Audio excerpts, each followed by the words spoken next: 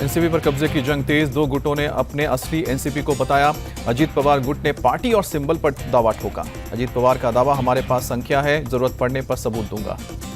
अजीत पवार आज एनसीपी के नए दफ्तर का शुभारंभ करेंगे। मुंबई के नरीमन पॉइंट में A5 बंगले में शुरू होगा ऑफिस। अजीत पवार एनसीपी मुख्यालय पर दावा नहीं करेंगे। मंत्रालय के 2.5 किलोमीटर दूर बेलाड पियर में है मुख्यालय। महाराष्ट्र विधानसभा के स्पीकर राहुल नावरेकर अजीत पवार सहित 9 विधायकों की अयोग्यता पर फैसला लेंगे। एनसीपी प्रदेश अध्यक्ष जयंत पाटिल ने दी याचिका। अजीत पवार ने अपने नए गठबंधन का किया ऐलान। बीजेपी और एकनाथ शिंदे के साथ बनाई महायुति। अजीत पवार की नई टीम में जयंत पाटिल को हटाकर सुनील तटकरे को बनाया गया है महाराष्ट्र प्रदेश अध्यक्ष। अनिल पाटिल को व्हिप की जिम्मेदारी। महाराष्ट्र प्रदेश अध्यक्ष की जिम्मेदारी मिलने पर बोले सुनील तटकरे, प्रदेश में पार्टी को करूंगा मजबूत। अजीत पवार पर शरद पवार की पार्टी का पलटवार। जितेंद्र आव्हाड ने कहा कि अजीत गुट के पास कोई अधिकार नहीं। पार्टी से निकाले जाने वाले शरद पवार के फैसले पर बोले प्रफुल्ल पटेल, उनका फैसला लागू नहीं होगा, हमें कई नेताओं का समर्थन है। एनसीपी में बगावत के बाद एक्शन में शरद पवार पूरे महाराष्ट्र का करेंगे दौरा। शिवनेरी में करेंगे दौरा। भतीजे की बगावत के बाद बोले शरद पवार, 3 महीने में महाराष्ट्र की पिक्चर बदलूंगा, जब समय आएगा सभी मेरे साथ होंगे। शरद पवार का आरोप, सत्ता का हो रहा है दुरुपयोग, बीजेपी को उसकी सही जगह दिखाएंगे। अजीत पवार के शपथ ग्रहण में शामिल सांसद अमोल कोले का यू टर्न, कहा कि मैं शरद पवार के साथ। अजीत पवार के आने से कोई नाराजगी नहीं। सीएम एकनाथ शिंदे का बयान, बोले कि महाराष्ट्र के विकास के लिए साथ आए। बीजेपी पर एनसीपी नेता एकनाथ खड़से का तंज, कहा कि जिन पर लगाया भ्रष्टाचार का आरोप, उन्हीं के साथ बनाई सरकार। महाराष्ट्र के मंत्री गुलाब राव पाटिल का दावा, कांग्रेस के 17 विधायक भी पार्टी छोड़ेंगे। अजीत पवार के समर्थन में उतरे महाराष्ट्र बीजेपी अध्यक्ष, कहा कि महाराष्ट्र हित में लिया फैसला। महाराष्ट्र में नेता विपक्ष पर पद पर कांग्रेस का दावा। बाला साहब थोराट बोले, नेता प्रतिपक्ष हमारा ही होगा, संख्या हमारे पास। कांग्रेस महासचिव केसी वेणुगोपाल का बयान, विपक्ष की एकता नहीं होगी प्रभावित, शरद पवार हालात संभालने में काबिल। महाराष्ट्र के सियासी घटनाक्रम पर बोले लालू यादव, शरद पवार पर कोई फर्क नहीं पड़ने वाला। दिल्ली में एनसीपी स्टूडेंट विंग की ऑफिस से प्रफुल्ल पटेल की तस्वीर हटाई गई। प्रफुल्ल से नाराज है कार्यकर्ता। एनसीपी की टूट पर बोले संजय राउत, 2 से 4 लोग तोड़ने करने की कोशिश कर रहे हैं, पार्टी नहीं टूटती। संजय राउत बोले कि 2024 तक पार्टियों को तोड़ने की कोशिश करेगी बीजेपी। ईडी, सीबीआई और आईटी की ताकत का खेल चल रहा है। महाराष्ट्र की सियासत पर बोले सीएम भूपेश बघेल, भ्रष्टाचारियों को मंत्रिमंडल में जगह मिल गई। महाराष्ट्र के मामले पर बोली महबूबा मुफ्ती, बीजेपी जिन्हें बोलती थी भ्रष्ट, उन्हें सरकार में शामिल किया। महाराष्ट्र में विपक्ष लगभग खत्म, शिवसेना के बाद अब एनसीपी भी गई। मध्य प्रदेश के सीएम शिवराज सिंह का बयान। तमिलनाडु के सीएम एमके स्टालिन ने शरद पवार से फोन पर बात की। स्टालिन ने पवार को अपना समर्थन दिया। बिहार को लेकर बीजेपी सांसद सुशील मोदी का दावा, जेडीयू में जल्द मचने वाली है भगदड़, कई विधायक संपर्क में। नीतीश कुमार नाक भी रगड़ेंगे तो भी उनके साथ गठबंधन नहीं, बीजेपी नेता सुशील मोदी का दावा। बिहार में भी महाराष्ट्र जैसे राजनीतिक संकट की खबरों पर बोले लालू यादव, हम सब एक हैं, इसलिए लोगों में घबराहट। आरजेडी चीफ लालू यादव का बयान, बिहार में कोई गड़बड़ी नहीं होने देंगे, यहां से बीजेपी का सफाया होना तय। सुशील मोदी पर भड़के जेडीयू चीफ ललन सिंह, वो मुंगेरी लाल के हसीन सपने देख रहे हैं, बिहार में सब ठीक। लैंड फॉर जॉब केस में सीबीआई ने नई चार्जशीट दाखिल की। सीबीआई की चार्जशीट में तेजस्वी यादव का नाम। चार्जशीट में तेजस्वी का नाम आने पर बोले शिवानंद तिवारी, ये तो तय था, लेकिन राजनीति में कोई बदलाव नहीं होगा। पीएम मोदी ने सोमवार को केंद्रीय मंत्रिपरिषद की बैठक की। करीब 4.5 घंटे चली बैठक। पीएम मोदी ने मंत्रियों को दिया जीत का मंत्र। सूत्रों के मुताबिक मंत्रिपरिषद की बैठक में पीएम मोदी ने हाल के विदेश दौरे का महत्व बताया, यात्रा को बताया सफल। मंत्रिपरिषद की बैठक में इंफ्रास्ट्रक्चर सहित 26 सेक्टर पर हुई बात। 2047 के रोड मैप पर चर्चा। मंत्रिपरिषद की बैठक में बोले पीएम मोदी, 9 साल सरकार ने बहुत काम किया है, अगले 9 महीने तक सरकार का रिपोर्ट कार्ड जनता के बीच जाकर घर घर पहुंचाए। मंत्रिपरिषद की बैठक पर बोली केंद्रीय मंत्री मीनाक्षी लेखी, हमारा फोकस बुनियादी ढांचे के विकास पर है, देश को आगे ले जाने की योजना पर चर्चा हुई। पीएम मोदी आज एससीओ शिखर सम्मेलन की अध्यक्षता करेंगे। एससीओ परिषद के राष्ट्राध्यक्षों का 22वां शिखर सम्मेलन वर्चुअली आयोजित होगा।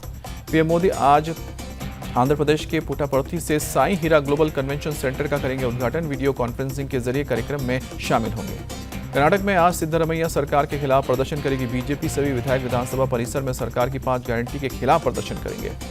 कर्नाटक में आज नेता प्रतिपक्ष के नाम पर भी ऐलान कर सकती है बीजेपी। बीजेपी विधायक दल की बैठक में हो सकता है फैसला। मध्य प्रदेश में शिवराज सरकार की सीखो कमाओ योजना का आज से शुभारंभ। शिक्षित युवाओं को उचित संस्थान में ट्रेनिंग के बाद 8 से 10,000 स्टाइपेंड मिलेगा। Madhya Pradesh BJP core committee की आज होगी बैठक। चुनाव की रणनीति पर चर्चा की जाएगी।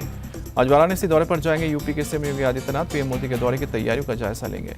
7 जुलाई को पीएम मोदी का वाराणसी दौरा, जनसभा से करेंगे चुनावी शंखनाद। तैयारियों में जुटा है प्रशासन।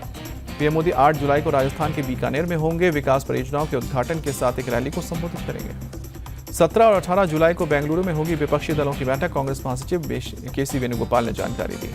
एसबी-एसपी प्रमुख ओपी राजभर का दावा, सपा के कई विधायक हमारे संपर्क में, कभी भी पाला बदलने को तैयार। निषाद पार्टी के अध्यक्ष संजय निषाद का दावा, आने वाले वक्त में नीतीश, जयंत चौधरी और शिवपाल यादव भी एनडीए में आ सकते हैं। एनडीए में शामिल होने की अटकलों पर बोले आरएलडी चीफ जयंत चौधरी, किसी के कहने से कुछ नहीं होता, मेरा स्टैंड बिल्कुल क्लियर है।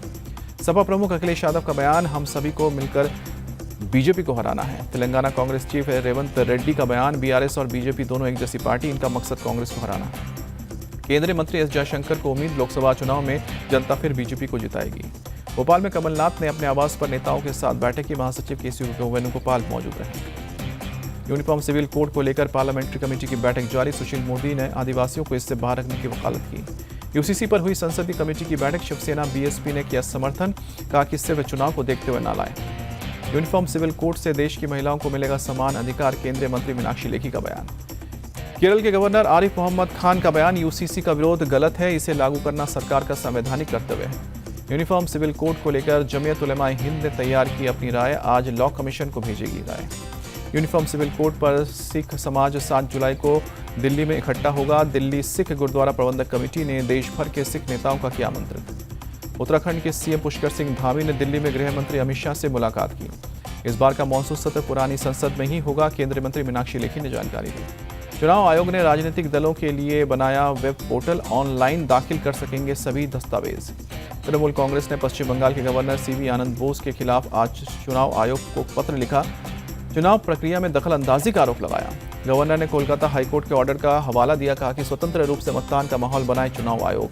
बंगाल गवर्नर के कूच बिहार जाने का बीजेपी ने स्वागत किया, कहा कि सीएम राजनीतिक हिंसा में व्यस्त राज्यपाल अपने सही रास्ता अपना रहे। बंगाल बीजेपी अध्यक्ष सुकांतो मजूमदार का मामला, कहें कि ममता पर अटैक किया, कहा कि वो अपने भतीजे को लाना चाहती हैं, इससे टीएमसी के दिग्गज नेता नाराज।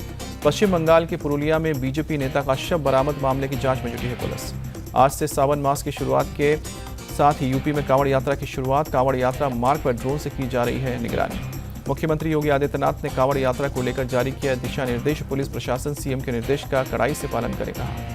मुजफ्फरनगर में प्रशासन ने कांवड़ यात्रा की पुख्ता तैयारी की, सभी कांवड़ मार्गों पर नॉनवेज होटल, रेस्टोरेंट्स और वाइन शॉप बंद पर।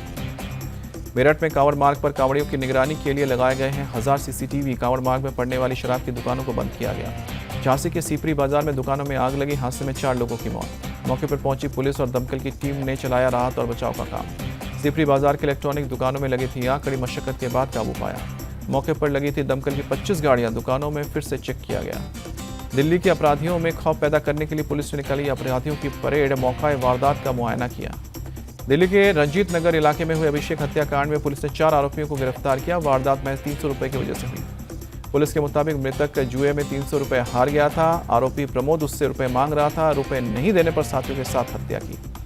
गुजरात के वलसाड में तेंदुए के कई लोगों पर हमला करने की खबर, वन विभाग की टीम ने अभियान चलाकर तेंदुए को पकड़ा। 6 घंटे की मशक्कत के बाद तेंदुए को कब्जे में लिया गया, रेस्क्यू टीम जंगल में छोड़ा।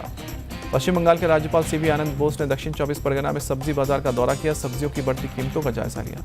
वाराणसी नगर निगम का फैसला, सावन के महीने के दौरान प्लास्टिक के इस्तेमाल पर प्रतिबंध। गंगा घाट के आसपास प्लास्टिक बैग और बोतलों के इस्तेमाल करने की इजाजत नहीं। यूपी के आजमगढ़ में एक होटल में लगी आग, रेस्क्यू के बाद 3 लोगों में से 2 को अस्पताल में भर्ती किया गया। यूपी के हापुड़ में बैलगाड़ी हटाने को लेकर हिंसा का मामला, पुलिस ने 8 लोगों को गिरफ्तार किया। 4 बच्चों के साथ नेपाल के रास्ते ग्रेटर नोएडा पहुंची एक पाकिस्तानी महिला, ऑनलाइन गेम के जरिए पुरुष के संपर्क में आई थी। ऑनलाइन कट्टरपंथी सोच फैलाने वाले 2 लोग न्यायिक हिरासत में भेजे गए। कल यूपी एटीएस ने किया था गिरफ्तार। त्रिपुरा में 2.25 करोड़ की कीमत का 1500 किलो गांजा बरामद, चेकिंग के दौरान लौड़ी छोड़ ड्राइवर फरार।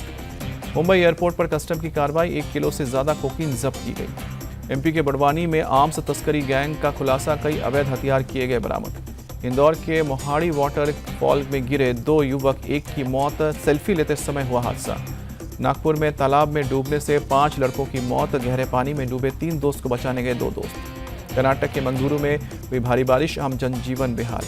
बारिश की वजह से सड़कों पर जल भराव, यातायात हुआ प्रभावित। बेंगलुरु में भी हुई तेज बारिश, कई जगहों पर जल जमाव की वजह से लोगों का चलना हुआ मुश्किल, सड़क यातायात पर भी असर पड़ा।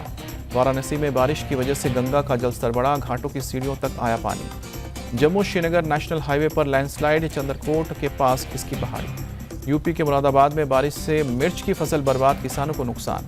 तीसरे एशेज टेस्ट से पहले ऑस्ट्रेलिया को लगा बड़ा झटका, spinner Nathan Lyon Ashes series से बाहर। एशेज सीरीज के आखिरी 3 टेस्ट के लिए इंग्लैंड ने 2 खिलाड़ियों को छुट्टी, रेहान अहमद और मैथ्यू पोर्ट्स को टीम से किया ड्रॉप। विराट कोहली समुद्र के किनारे वॉलीबॉल खेलते नजर आए। ईशान किशन और अश्विन भी साथ दिखे।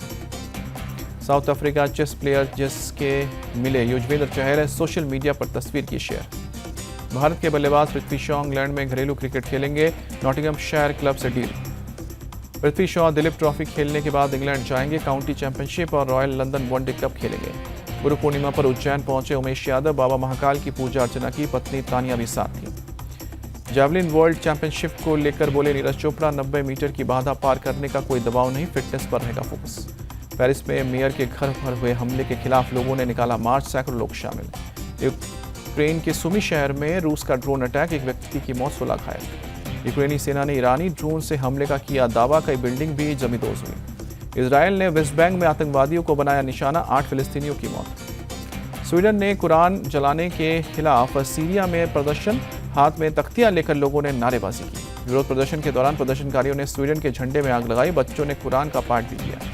कनाडा में जंगल में लगी भीषण आग का धुआं यूरोप तक पहुंचा। अमेरिका के कई इलाकों में छाई धुंध। आग की चपेट में आने से 80,000 वर्ग किलोमीटर जंगल का एरिया जला। कई जगहों पर आग पर काबू पाना हुआ मुश्किल। चीन में बाढ़ ने मचाई तबाही। पुल, सड़क टूटी, मकान ढहे।